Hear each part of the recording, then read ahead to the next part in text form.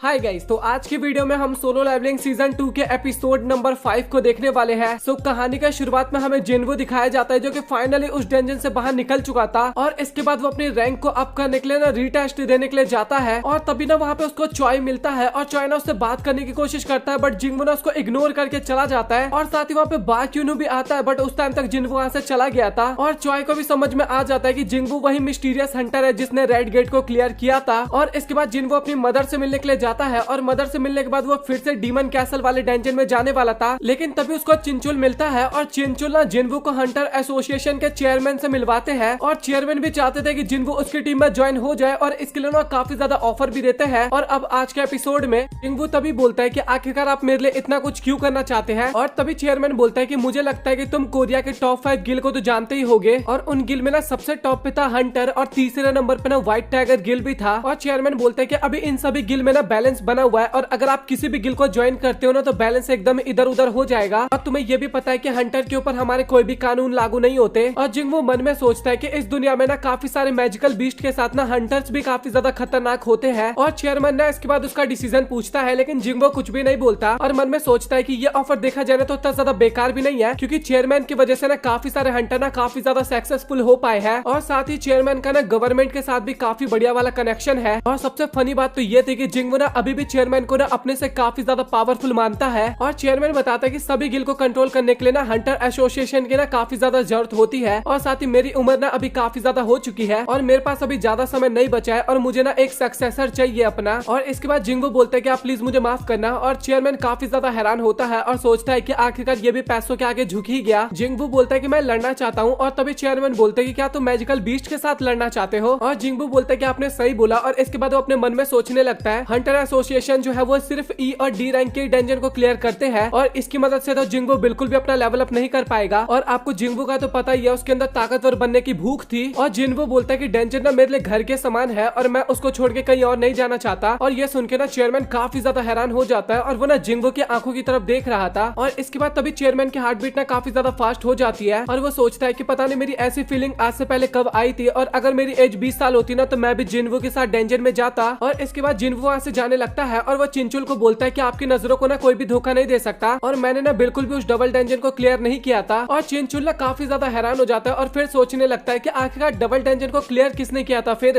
और जिन्वू के जाने के बाद चेयरमैन बताने लगता है कि चिंचुल तुम्हें पता है कि हीलिंग हंटर्स के आने के बाद मुझे लगा था कि मैं अपने बुढ़ापे से बच सकता हूँ और इसके बाद मुझे पता लगा कि हीलिंग मैजिक ना मुझे जवान बिल्कुल भी नहीं बना सकता और हंटर्स काफी ज्यादा पावरफुल होते हैं, हमारे मिलिट्री से काफी ज्यादा पावरफुल है वो, और अगर हमने थोड़ी सी भी लापरवाही बरती ना तो वो हमारे लिए काफी खतरनाक हो सकता है। और इसके बाद चेयरमैन बोलते हैं कि जो भी मीटिंग है ना उन सभी को कैंसिल कर दो और हम थोड़ी देर चिल करने के लिए जाने वाले हैं। और इसके बाद हमें डोंगसुक का सपना दिखाया जाता है जहाँ पे जिन्वू के फादर ना डोंगसुक की काफी गंदी वाली हालत कर रहे थे। और इसके बाद तभी हमें डोंगसुक भी दिखाया जाता है जो कि हॉस्पिटल में भर्ती था और लिटरली भाई उसकी हालत ना काफी ज्यादा खराब थी वहाँ पे। और तभी वहाँ पे कोरिया के हंटर एसोसिएशन के ना डायरेक्टर आते हैं और तभी डोंगसुक बोलता है कि आप यहाँ पे किस लिए आए हो। तभी डायरेक्टर बोलता है कि सच बोला, संग इन्वॉल्व क्या सच में एक बीस्ट था। और तभी डोंगसुक बोलता है कि क्या आपका कहने का मतलब यह है कि मैं आपसे झूठ बोल रहा हूँ और मैंने एक इंसान के ऊपर अटैक किया है। और तभी डायरेक्टर ना एक फुटेज दिखाते हैं जहाँ पे जिन्वू के फादर ना कुछ इंसानों को ना बचा रहे थे आग से, और डायरेक्टर बोलता है कि अगर वो मैजिकल बीस्ट होता ना तो वो इंसानों की मदद बिल्कुल भी नहीं करता। और तभी डोंगसुक बोलता है कि आप मुझे ये बताइए कि क्या कभी कोई इंसान डंजन से बाहर निकलते हुए किसी इंसान को देखा है। और ये सुनने के बाद ना डायरेक्टर भी वहाँ पे चुप हो जाता है। और तभी डायरेक्टर बोलता है कि तुम्हारी तबीयत ठीक हो जाए तो एक बार ब्यूरो पे आना, मुझे तुमसे कुछ बात करनी है। और डोंगसुक पूछता है कि आखिरकार वो बंदा कहाँ पे है, और डायरेक्टर बताता है कि फाइट के बाद ना वो वहाँ से गायब हो गया और हम उन्हें ढूंढने की कोशिश कर रहे हैं बट वो अभी तक हमें नहीं मिला है। और डोंगसुक ना काफी ज्यादा गुस्सा हो जाता है और उसको ना जिन्वू के फादर की ना कुछ बातें याद आने लगती है। और जिन्वू के फादर ने ना साफ धमकी दे दी थी कि अगर तू कोरिया आएगा ना तो तू जिंदा नहीं बचने वाला, और सच बताओ ना तो तुझे नर्क में भी बिल्कुल भी शांति नहीं मिलेगी। और डोंगसुक बोलता है कि आखिरकार मुझे उसने धमकी कैसे दिया और मुझे पता है कि आखिरकार वो कहाँ पे है और कुछ मैजिकल आइटम्स के द्वारा ना मैं उसको काफी आसानी से पकड़ सकता हूँ और बस मैं थोड़ा ठीक हो जाऊँ उसके बाद मैं तुझे बिल्कुल भी जिंदा नहीं छोड़ने वाला। और इसके बाद हमें जिन्वू का सीन दिखाया जाता है जो कि ऑनलाइन कोई बढ़िया सा आइटम ढूंढ रहा था और रेड के दौरान जो कुछ आइटम्स होते हैं ना उनको बेचा भी जाता है। और कोरिया में हंटर्स की तो कमी है नहीं, इसलिए काफी बढ़िया दामों पे बिक भी जाते थे। और जितने भी मैजिकल टूल्स होते हैं ना उन सभी के ना कुछ अलग ही एबिलिटीज होते हैं। और सच बताओ तो ये चीजें ना काफी ज्यादा महंगी होती है, एक डी रैंक या फिर ई रैंक हंटर तो कभी खरीद भी नहीं सकता एक तरह से। और वहाँ पे आइटम्स इतनी ज्यादा महंगी थी ना कि जिन्वू सोचने लगता है कि मुझे लगा था कि मेरे पास काफी ज्यादा पैसा है, लेकिन उसके बाद भी उसको आइटम्स खरीदने के लिए ना पैसे कम पड़ रहे थे। और जिन्वू ना डीमन कैसल दोबारा जाने की प्लानिंग कर रहा था, बट वहाँ पे काफी ज्यादा खतरा था इस बार। असल में डीमन भी काफी ज्यादा स्ट्रॉन्ग थे और साथ ही आग की लपटें भी होती है ना चारों तरफ, तो इस कारण जिन्वो को ना एक ऐसा आइटम चाहिए था जिस कारण वो आग से बच सके। और जिन्वो के पास ना मैजिकल और के अलावा ना कुछ भी ज्यादा काम का नहीं था, वही और जो कि मैजिकल पावर को 2 गुना बढ़ा सकता था। और जिन्वो ने उसको बेचने की सोचता है और वो सोचता है कि मैं इसको ना काफी अच्छी रेट पे बेच सकता हूँ और ये तो इलीगल भी नहीं है। और अगर मैं E रैंक हंटर होने के बाद इसको बेचूंगा ना तो लोगों को मेरे ऊपर काफी ज्यादा शक होगा। और अगर मेरे पास A रैंक डंजन में जाने का कोई रिकॉर्ड होता ना तो मैं काफी आसानी से इसको बेच सकता था। और वैसे भी E रैंक हंटर को कोई हाई रैंक डंजन में नहीं जाने देगा। और तभी ना उसको एक क्विज दिखाई देता है ऑनलाइन, जिसके अंदर ना हाई रैंक डंजन में ना लो रैंक हंटर को भी रिक्रूट किया जा रहा था। और इसके बाद हमें चेयरमैन का सीन दिखाया जाता है जो कि जिन्वो का ना 4 साल पहले का रिकॉर्ड मांगता है। और उसको पता लगता है कि 4 साल पहले ना जिन्वो सबसे ज्यादा कमजोर हंटर्स में से एक था। और चेयरमैन बोलता है कि कहीं वो फॉल्स रैंकर तो नहीं था ना, और चिंचुल इस बात पे भी मना कर देता है। चेयरमैन सोचता है तो फिर जिन्वो का ना रीअवेकनिंग हुआ होगा। तो चिंचुल सोचता है कि अगर ये सच होता ना तो वो अपने साथियों को ना डबल डंजन में बिल्कुल भी मरने नहीं देता। और चेयरमैन को ये भी पता लगता है कि जिन्वो को ना काफी चोटें लगा करती थी, लेकिन उसके बाद भी वो हंटर की जॉब नहीं छोड़ता। और चिंचुल ना उसकी रीजन भी बताता है क्योंकि उसका फैमिली का कंडीशन ना काफी ज्यादा खराब था। और तभी चिंचुल बताता है कि जिन्वो ना काफी जल्दी एक रेड पे जाने वाला है, वो भी हंटर गिल के साथ। और चेयरमैन ना काफी ज्यादा हैरान होते हैं और सोचते हैं कि केवल उसको बातें बनानी आती थी। और तभी चिंचुल बताता है कि वो ना हंटर गिल के ना माइनिंग टीम के साथ जा रहा है, मतलब कि। और इसके बाद हमें हंटर गिल का A रैंक का डंजन दिखाया जाता है और जिन्वो वहाँ पे माइनर के तौर पे काम करने वाला था। और वो सभी लोग ना जिन्वो का डिटेल भी चेक करते हैं। और इसके बाद माइनिंग ग्रुप का जो लीडर होता है ना वो जिन्वो को सारा काम बता भी देता है। और एक हाई रैंक डंजन में जाने के ना 3 टीम होते हैं। सबसे पहले तो स्ट्राइक स्क्वाड होता है जो कि मैजिकल बीस्ट के साथ लड़ाई करता है। दूसरा होता है माइनिंग ग्रुप जो कि डंजन में से क्रिस्टल को बाहर निकालते हैं। और तीसरा होता है हॉली ग्रुप जो कि मरे हुए बॉडी को ना डंजन में से बाहर निकालते हैं, मतलब कि बीस्ट के। और बॉस को मारने के बाद ही दोनों टीम अंदर जाती है, नहीं तो सबसे पहले स्ट्राइक स्क्वाड ही अंदर जाती है। और साथ ही डंजन के अंदर इलेक्ट्रिसिटी भी नहीं होती, इस कारण ना उसको पुराने तरीकों से करना होता है काम, मतलब कि कुदाल और की मदद से। और जिन्वो ने अपनी लाइफ में ना पहली बार एक A रैंक के डंजन को देखा था। और सच बताओ तो A रैंक का डंजन ना कैसा होता है, जिन्वो ने यही देखने के लिए यहाँ पे आया था। और इसके बाद हमें स्ट्राइक स्क्वाड का भी सीन दिखाया जाता है और उनको लीड ना चॉय ही कर रहा था, मतलब कि उनका लीडर खुद लीड कर रहा था। और अंदर ना उनको एक भी मॉन्स्टर दिखाई नहीं दे रहा था। और चॉय सोचने लगता है कि सच में इसमें तो काफी ज्यादा टाइम वेस्ट हो रहा है। और इसके बाद तभी वहाँ पे ना काफी बड़े बड़े से मॉन्स्टर आने लगते हैं और चॉय ना फायर अटैक करके ना काफी आसानी से उन सभी को ढेर कर देता है। और वो अटैक इतना ज्यादा पावरफुल था ना कि चारों तरफ ना केवल आग की लपटें फैल जाती है। और उसके जो टैंकर्स होते हैं ना वो भी एकदम रेडी हो जाते हैं शील्ड को लेके आग को देखने के बाद। और चॉय की पावर देखने के बाद ना भाई बाकी हंटर्स काफी ज्यादा हैरान हो जाते हैं। और चॉय वहाँ पे बताता है कि मैंने ना अपनी पावर्स का कुछ % भाग इस्तेमाल किया है ताकि हम मॉन्स्टर की बॉडी का इस्तेमाल कर सके। और इसके बाद वहाँ की आग की लपटें ना खत्म हो जाती है। और हमें माइनिंग टीम का भी सीन दिखाया जाता है जो कि काफी ज्यादा परेशान हो गई थी क्योंकि अभी तक ना स्ट्राइक स्क्वाड बाहर निकली ही नहीं थी। और हंटर एसोसिएशन के बंदे ना उनको और भी ज्यादा थोड़ा वेट करने के लिए बोलते हैं, मतलब कि थोड़ा तसल्ली देते हैं एक तरह से। और इसके बाद फाइनली वहाँ पे स्ट्राइक स्क्वाड ना बाहर निकलती है और जिन्वो ना एकदम शांत कोने में छिपा होता है और उन सभी के ऊपर ध्यान दे रहा होता है। और जिन्वो सोच रहा था कि अच्छा तो ये है सबसे ताकतवर गिल और चॉय हंटर गिल का लीडर है और शायद ये लड़की शायद वाइस कैप्टन होगी। मैं आपको थोड़ा सा एक्सपॉइल कर देता हूँ, जिस लड़की के भी जिन्वो बात कर रहा है ना फ्यूचर में उसी के साथ जिन्वो की शादी होने वाली है। और इसके बाद चा भी बाहर निकलती है और जिन्वो चा का ऑरा देखने के बाद बोलता है कि मैं सोच रहा हूँ कि चा की जैसा ऑरा और कितनी लेडी के पास होगा। और वो सोचता है कि शायद ये ना चॉय से भी ज्यादा ताकतवर हो सकती है या फिर वो चेयरमैन के लेवल की भी हो सकती है। और तभी चा को ना थोड़ा अजीब सा फील होता है वहाँ पे और वो सोचती है कि शायद वहाँ पे चेयरमैन होंगे बट वहाँ पे कोई भी नहीं होता। और इसके बाद माइनिंग गिल जो होती है ना, मतलब की टीम, वो भी अंदर जाने लगती है डंजन के। और एक डंजन कितना ज्यादा पावरफुल हो सकता है ये उसके अंदर के बीस्ट से पता नहीं लगता, बल्कि डंजन के माना से पता लगता है। एक A रैंक डंजन में ना सारे बीस्ट ना काफी ज्यादा ताकतवर होंगे बट एक B रैंक डंजन में ना थोड़े बीस्ट कमजोर भी हो सकते हैं। और डंजन के अंदर ना जिन्वो E रैंक हंटर था ना, इस कारण ना माइनिंग टीम भी भाई उसको कोई भी एक्सेप्ट करने के लिए रेडी नहीं हो रहा था, मतलब कि कोई भी उसको अपनी टीम में नहीं ले रहा था। और जिन्वो सोचता है कि भाई क्या ये मेरे साथ परेशानी, एक E रैंक हंटर की कोई इज्जत नहीं है क्या। और तभी एक बंदा ना जानबूझकर जिन्वो को छेड़ने लगता है और तभी जिन्वो ना अपनी आंखें दिखाता है उस बंदे को और उस बंदे की वहीं पे हालत खराब हो जाती है। और एक टीम ने अपना काम स्टार्ट कर दिया था जो कि मॉन्स्टर की बॉडी को बाहर लेके जा रहे थे। और इसके बाद माइनिंग टीम का काम स्टार्ट हो जाता है, वहाँ पे जितने भी चीजें होती है ना सारी चीजें कलेक्ट करने का काम था उनका। और इसके बाद ना काफी बड़े मॉन्स्टर को ना बांध के लेके जा रहे होते हैं और जिन्वो ने कैसे बांध के ले जा रहे थे वो चीज देख रहा था।